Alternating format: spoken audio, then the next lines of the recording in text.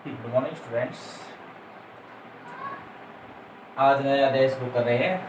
अध्याय 13 प्रकाश विद्युत प्रभाव एवं द्रव्य तरंगे। तो देखिए, पिछले अध्याय में हमने प्रकाश की तरंग प्रकृति के बारे में देखा था। इसका अर्थ है प्रकाश का तरंग सिद्धांत दिया था पिछले अध्याय में। तो देखिए, ये जो प्रकाश का तरंग सिद्धांत होता है, ये विवर्तन, व्यतिकरण, परावर्तन, अपवर्तन से संबंधित घटनाओं को पूर्ण रूप से क्या करता है, व्यक्त करता है या इसके द्वारा समझा जा सकता है।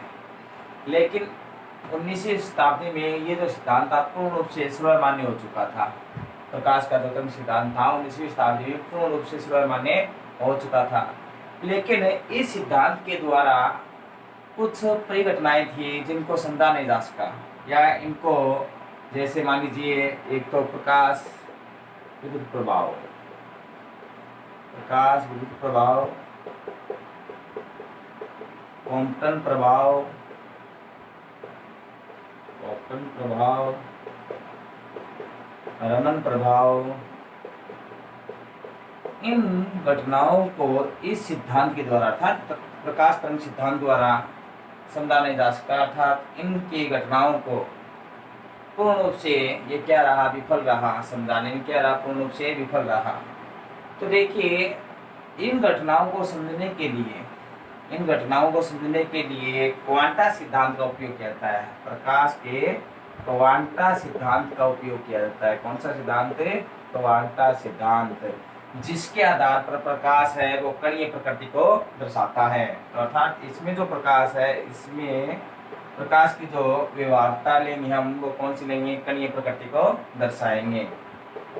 तो देखिए, इसी के आधार पर हमारे इस अध्याय में जो महत्वपूर्ण है प्रकाश विद्युत प्रभाव, इसकी चर्चा इस अध्याय में हम करेंगे। और क्वांटम प्रभाव, जो रमन प्रभाव है, इनकी जो सविस्तार व्याख्या करेंगे वो उच्च क्लासों में करेंगे। तो हमारे इस अध्याय में महत्वपूर्ण प्रकाश विद्युत प्रभाव। तो इससे संबंधित देखिए, इसमें इलेक्ट्रॉन उत्सर्जित किए जाते हैं, तो उससे संबंधित कुछ परिभाषाएं हैं, पहले उन पर चर्चा करते हैं। तो देखिए, इलेक्ट्रॉन उत्सर्जन क्या है? पहली परिभाषा, इलेक्ट्रॉन उत्सर्जन।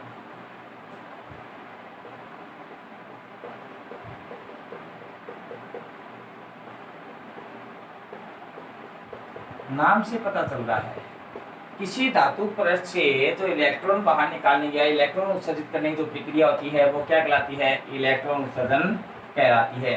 कि किसी धातु पृष्ठ से इलेक्ट्रॉन उत्सर्जित करने की जो प्रक्रिया होती है वो इलेक्ट्रॉन उत्सर्जन कहलाती है। अब देखिए, इलेक्ट्रॉन उत्सर्जन से संबंधित जो प्रक्रिया होती है उसको हम मुख्य रूप से 3 भागों में विभाजित करते हैं। कितनी विधियां होती है इसकी? इलेक्ट्रॉन उत्सर्जन की 3 विधियां होती है। पहली है ताप आयनिक उत्सर्जन विधि। कौन सी है? पहली ताप आयनिक उत्सर्जन विधि। ताप आयनिक उत्सर्जन विधि पहली है अपनी ये।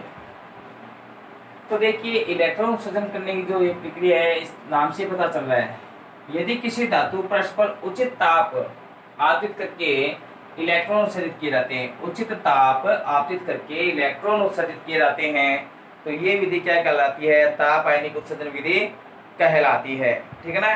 किसी धातु पृष्ठ से उचित ताप देकर इलेक्ट्रॉन उत्सर्जित किए जाते हैं तो उसे क्या कहते हैं? ताप आयनिक उत्सर्जन विधि कहते हैं। इसी प्रकार दूसरी देखते हैं, विद्युत क्षेत्र उत्सर्जन विधि। विद्युत क्षेत्र उत्सर्जन विधि, विद्युत क्षेत्र उत्सर्जन विधि।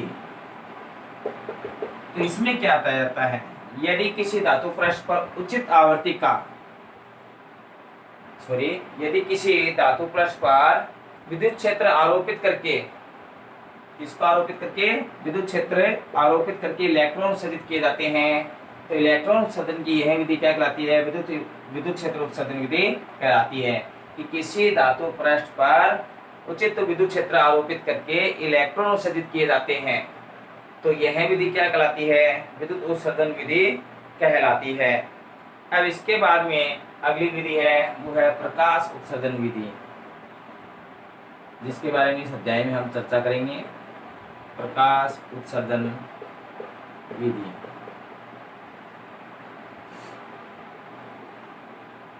लास्ट है प्रकाश उत्सर्जन विधि।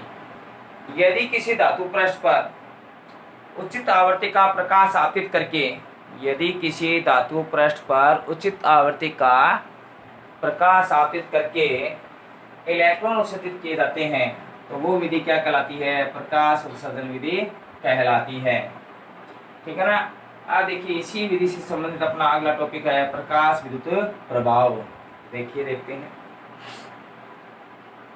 तो इससे संबंधित दो परिभाषाएं और है, वो देख लीजिए। एक है देहली आवर्ती,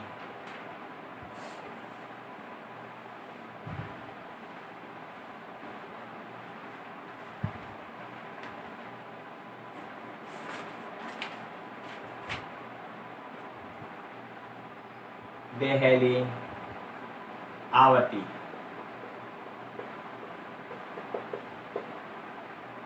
महत्वपूर्ण परिभाषा एक बार एग्जाम बोर्ड में पूछी गई है।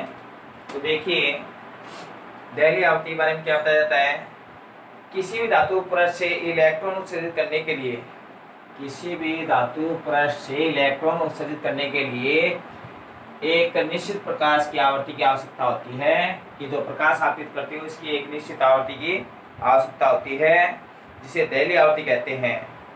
तो वह प्रकाश की वह आवृत्ति जिससे किसी धातु पृष्ठ पर इलेक्ट्रॉन उत्सर्जित होते हैं, वो क्या कहलाती है? देहली आवृत्ति कहलाती है।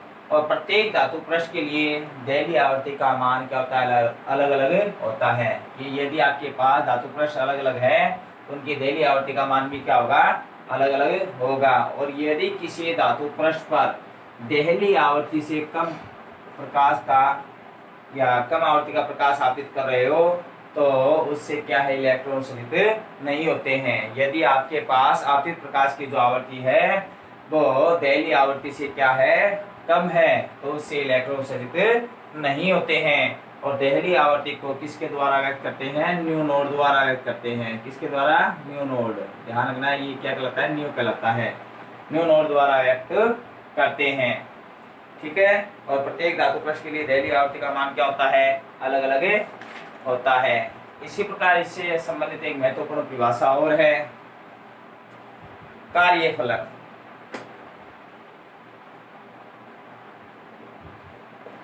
कार्यफलन।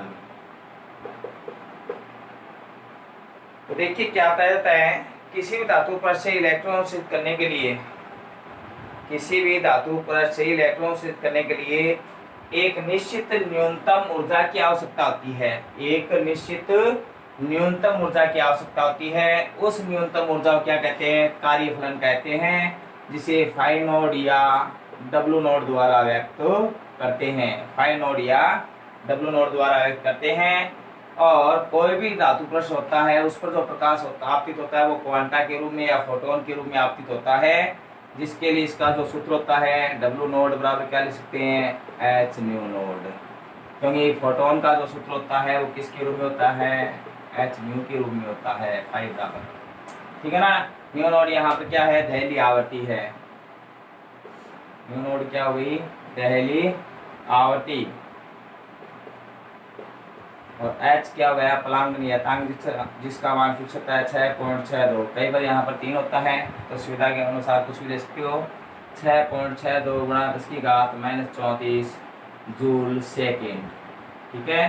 6.62 गुणा 10⁻⁻34 जूल सेकेंड। और h को क्या कहते हैं? प्लांक नियतांक कहते हैं। क्या कहते हैं? प्लांक नियतांक।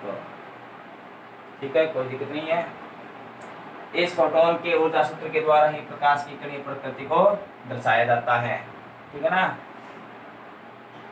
अब देखते हैं आगे।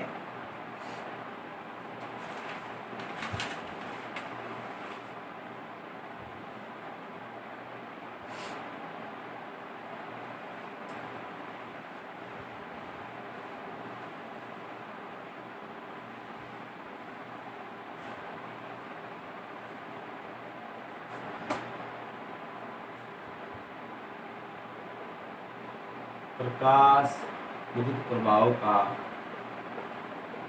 प्रकाश विद्युत प्रभाव का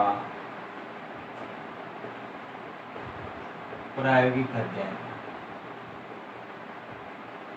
प्रायोगिक अध्ययन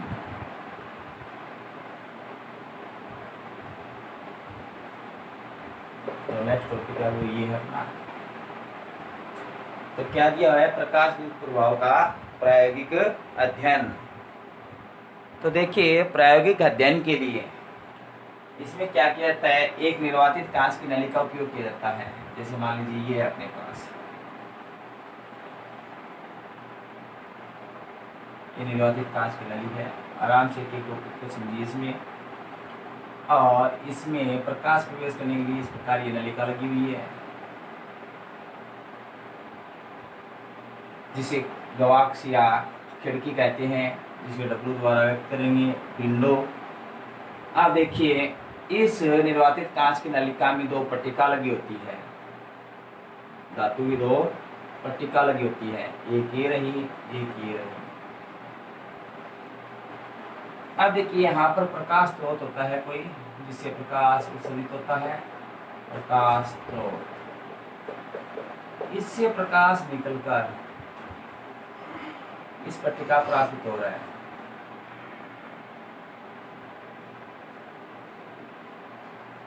इस पट्टिका पर क्या हो रहा है, आपतित हो रहा है, और इससे क्या होंगे, इलेक्ट्रॉन उत्सर्जित होंगे। तो इससे इलेक्ट्रॉन उत्सर्जित होते हैं, इसलिए इसे क्या कहते हैं, उत्सर्जक पट्टिका कहते हैं। क्या नाम देंगे इसको, उत्सर्जक पट्टिका। तो देखिए इसी प्रकार इससे जो उत्सर्जित इलेक्ट्रॉन है वो इलेक्ट्रॉन किरण पुंज होती है। इसको क्या बोलते हैं, इलेक्ट्रॉन किरण पुंज बोलते हैं। और इन इलेक्ट्रॉनों को संग्रहित कौन करेगा, एक अन्य पट्टिका होती है जिसे संग्राहक पट्टिका कहते हैं। संग्राहक पट्टिका क्यों कहते हैं, क्योंकि इलेक्ट्रॉनों को क्या करती है, संग्रहित करती है, इसलिए इसका नाम क्या होता है, संग्राहक पट्टिका। जिसे किसके द्वारा व्यक्त करेंगे, ए द्वारा व्यक्त करेंगे। किसके द्वारा व्यक्त करेंगे, ए द्वारा। और उत्सर्जक पट्टिका को सी द्वारा व्यक्त करते हैं। ठीक है, ये क्या हो गया आपके पास, इलेक्ट्रॉन किरण पुंज। इलेक्ट्रॉन किरण पुंज। अब देखिए इससे आगे व्यवस्था, चक्रीय व्यवस्था बनाते हैं। तो क्या होती है वो व्यवस्था,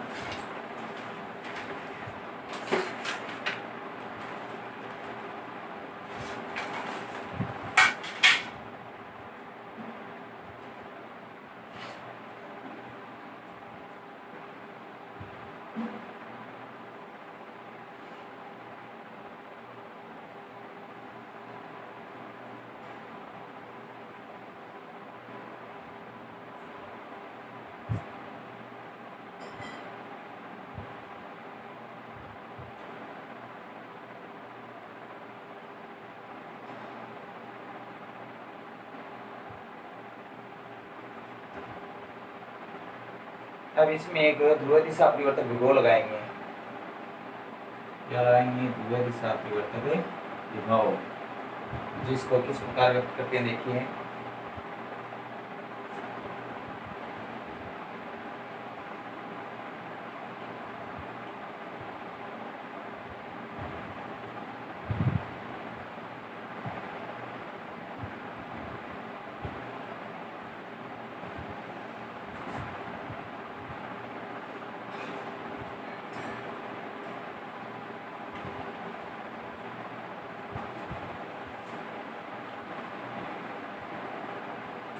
ये कहलाता है ध्रुव दिशा परिवर्तक विभव। ध्रुव दिशा परिवर्तक विभव, जिसकी सहायता से जो संग्राहक पट्टिका है अर्थात ये है, उसके धन विभव को हम क्या कर सकते हैं, सॉरी संग्राहक पट्टिका के विभव क्या कर सकते हैं, हम इच्छा अनुसार परिवर्तित कर सकते हैं। इसको ऋणात्मक या धन विभव पर रखा जा सकता है। अब आगे देखिए इससे संबंधित एक वोल्टमीटर लगा हुआ है।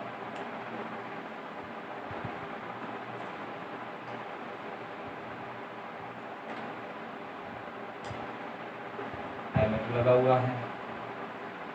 ठीक है, इसी प्रकार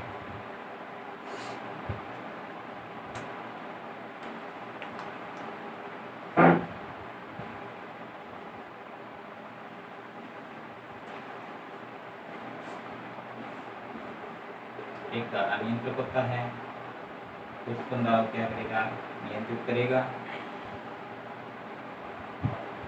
ये क्या है, धारा नियंत्रक है। और यहाँ पर इस प्रकार प्लस माइनस,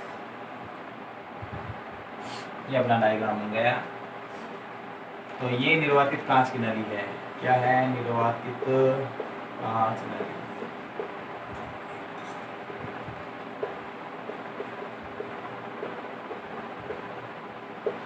ये क्या है, गवाक्स या खिड़की।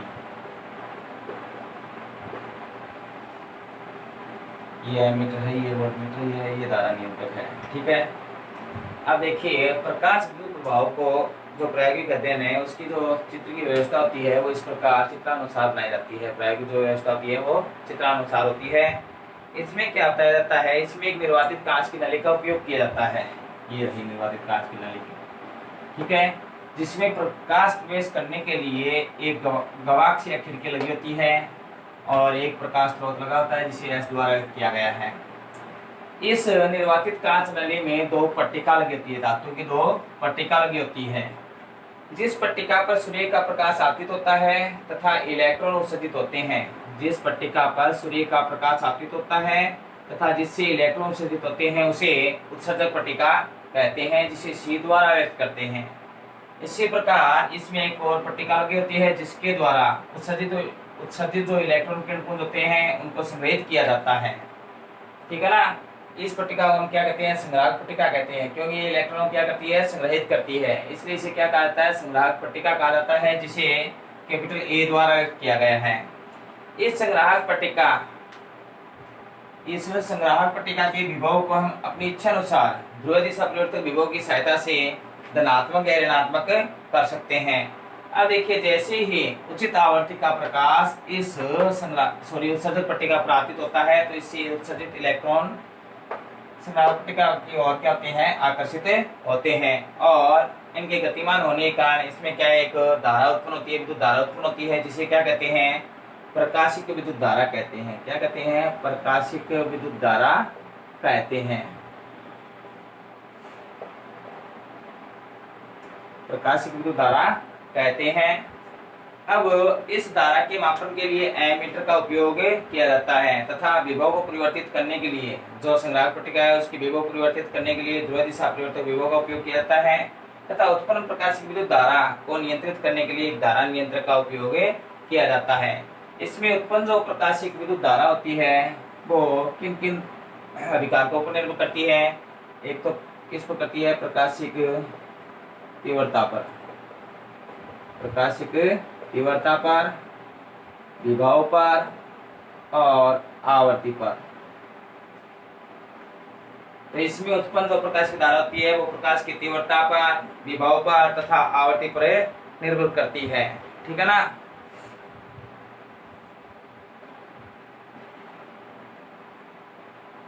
तो देखिए, सबसे पहले देखते हैं कि ये प्रकाशिक तीव्रता पर या प्रकाशिक तीव्रता द्वारा प्रकाशिक धारा पर क्या प्रभाव पड़ता है। तो देखिए, चित्रानुसार क्या बताया जाता है, जब उत्सर्जक पट्टिका सी को संग्राहक पट्टिका ए की तुलना में धन विभव पर रखते हैं कि सी की तुलना में ए को किस पर रखते हैं, धन विभव पर रखते हैं, तो क्या बताया जाता है कि इसमें उत्पन्न जो इलेक्ट्रॉन होते हैं वो क्या होते हैं, संग्राहक पट्टिका की ओर क्या होंगे, आकर्षित होते हैं। जैसे जैसे प्रकाश की तीव्रता को बढ़ाया जाएगा अर्थात प्रकाश की मात्रा इस पर अधिक आपतित होगी तो इलेक्ट्रॉन भी क्या होंगे, अधिक उत्सर्जित होंगे और अधिक इलेक्ट्रॉन उत्सर्जित होंगे तो प्रकाशिक धारा के मान में भी क्या होगी, वृद्धि होगी। अर्थात प्रकाशिक धारा और जो प्रकाश की तीव्रता होती है वो एक दूसरे क्या होती है, समानुपाती है। अर्थात इनके मध्य जो वक्र होगा प्रकाशिक धारा और प्रकाश की तीव्रता में जो वक्र प्राप्त होगा वो एक सरल रेखा के अनुदेश से प्राप्त होता है। प्रकाश की ये तीव्रता मान लीजिए, प्रकाश तीव्रता, और ये प्रकाशिक धारा। इनके मध्य जो वक्र होगा वो एक सरलरेखा के रूप में प्राप्त होता है, अर्थात एक प्रकाशिक तीव्रता और प्रकाशिक धारा एक दूसरे क्या होती है, समानुपाती होती है। ठीक है ना। इसी प्रकार देखते हैं प्रकाशिक धारा पर विभव का प्रभाव। तो देखिए इसमें एक छोटी सी बात और बताता हूँ आपको कि कई बार प्रकाशिक तीव्रता और प्रकाशिक धारा के मध्य एक वक्र पूछ लिया जाता है। तो इस प्रकार सरलरेखा के रूप में आपको दर्शाना है। ठीक है ना। 1 नंबर में पूछ लिया जाता है, तो ध्यान रखना इस वक्र के बारे में। इसी प्रकार विभव का क्या प्रभाव पड़ता है कि प्रकाशिक धारा पर विभव का प्रभाव। तो देखिए क्या होता है, जब संग्राहक पट्टिका को उत्सर्जक पट्टिका की तुलना में धन विभव रखते हैं तो इलेक्ट्रॉन इसकी ओर क्या होंगे, आकर्षित होंगे, और विभव का मान बढ़ाने पर इलेक्ट्रॉन भी क्या होंगे, अधिक उत्सर्जित होंगे। ठीक है ना। विभव के मान में वृद्धि करने पर इलेक्ट्रॉन भी क्या होंगे, उत्सर्जित होंगे या इसकी ओर इलेक्ट्रॉन आकर्षित होते हैं, जिसके कारण प्रकाशिक धारा के मान में क्या होती है, वृद्धि होती है। विभव के उच्चतम मान पर प्रकाशिक धारा का मान भी अधिकतम प्राप्त होता है कि विभव का मान उच्चतम रखेंगे तो प्रकाशिक धारा का मान भी क्या होगा, उच्चतम होगा। उस उच्चतम धारा को हम क्या कहते हैं, संतृप्त प्रकाशिक धारा कहते हैं। जो उच्चतम विभव पर आपके पास धारा प्राप्त होती है, और इस अवस्था में जो संग्राहक पट्टिका है वो एनोड अर्थात धन विभव पर होनी चाहिए। ठीक है ना। कौन से विभव पर होनी चाहिए, धन विभव पर। ठीक है ना। तो क्या बताया जाता है, जब संग्राहक पट्टिका को धन विभव पर रखा जाता है उत्सर्जक पट्टिका की तुलना में, तो इलेक्ट्रॉन इसकी ओर आकर्षित होते हैं। जैसे जैसे विभव का मान बढ़ाते हैं प्रकाशिक धारा के मान में भी क्या होती है, वृद्धि होती है। विभव के उच्चतम मान पर प्रकाशिक धारा का मान अधिकतम प्राप्त होता है। उस अधिकतम धारा को क्या कहते हैं, संतृप्त प्रकाशिक धारा कहते हैं। क्या कहते हैं, संतृप्त प्रकाशिक धारा कहते हैं। ठीक है ना। अब देखिए यदि संग्राहक पट्टिका को ऋण विभव रख दे, पहले हमने किस प्रकार धन विभव पर, तो उच्चतम धारा प्राप्त हुई, उसको संतृप्त प्रकाशिक धारा कह दिया। अब यदि ऋण विभव पर रख दिया जाए, संग्राहक पट्टिका को उत्सर्जक पट्टिका की तुलना में ऋण विभव पर रखते हैं, तो पहले तो इलेक्ट्रॉन आकर्षित हो रहे थे, लेकिन ऋण विभव पर रखेंगे तो क्या होगा, इलेक्ट्रॉन इससे क्या होंगे, प्रतिकर्षित होंगे। क्या होंगे, इलेक्ट्रॉन प्रतिकर्षित होंगे, और प्रतिकर्षित होंगे देखिए इसके पास इलेक्ट्रॉन बहुत ही कम मात्रा में पहुंचेंगे। वो कौन से पहुंचे, अधिक गतिज ऊर्जा वाले। ठीक है ना। तो इलेक्ट्रॉन संग्राहक पट्टिका तक पहुंच पाएंगे, अर्थात तीव्रता होगी, सॉरी जो प्रकाशिक धारा होगी वो लगभग शून्य की ओर अग्रसर होगी। जिस विभव पर प्रकाशिक धारा का मान शून्य हो जाता है, जिस विभव पर प्रकाशिक धारा का मान शून्य हो जाता है, उस धारा को हम क्या कहते हैं, सॉरी उस विभव को हम क्या कहते हैं, निरोधी विभव या अंतक विभव कहते हैं। तो आपको 1 नंबर में परिभाषा पूछी जा सकती है, निरोधी विभव या अंतक विभव किसे कहते हैं, निरोधी विभव या अंतक विभव किसे कहते हैं। तो वह विभव, पहले तो इसकी अवस्था ध्यान रखना कि संग्राहक पट्टिका को कौन से विभव पर रखा जाता है, ऋण विभव पर। तो इस अवस्था में क्या होता जाता है, जब संग्राहक पट्टिका ऋण विभव पर हो तो इस अवस्था में प्रकाशिक धारा का या वह विभव जिस पर प्रकाशिक धारा का मान क्या हो जाए, शून्य हो जाए, तो वो विभव क्या कहलाता है, निरोधी विभव या अंतक विभव कहलाता है। अब देखिए प्रतिकर्षण की अवस्था में भी अधिक गतिज ऊर्जा वाले जो इलेक्ट्रॉन है इसके पास पहुंच जाते हैं, संग्राहक पट्टिका तक पहुंच जाते हैं, जिनकी गतिज ऊर्जा को हम किसके द्वारा व्यक्त करेंगे, K बराबर EV या K बराबर QV। EV क्यों लिया है कि आवेश के रूप में आपके पास क्या है, इलेक्ट्रॉन है। ठीक है ना। तो अधिक गतिज ऊर्जा वाले इलेक्ट्रॉन इसके पास पहुंच सकते हैं। तो इस प्रकार विभव और प्रकाशिक धारा एक दूसरे पर डिपेंड करती है। ठीक है। आज के लिए शायद इतना काफी है, अगली क्लास में नेक्स्ट टॉपिक के बारे में बताएंगे। Okay, thank you, good bye.